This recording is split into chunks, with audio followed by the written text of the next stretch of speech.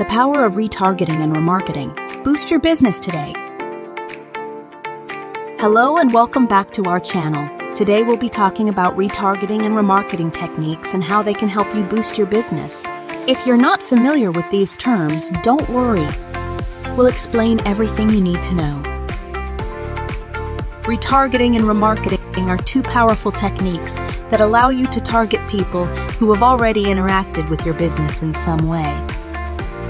For example, if someone visits your website or adds a product to their cart but doesn't complete the purchase, you can use retargeting to show them ads for that product on other websites they visit.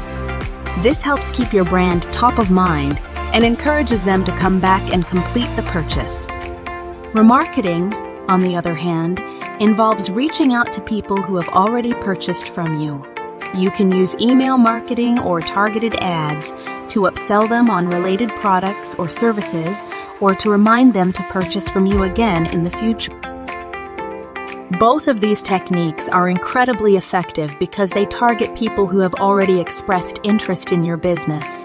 This means they're more likely to convert, and you'll get a higher on your marketing spend.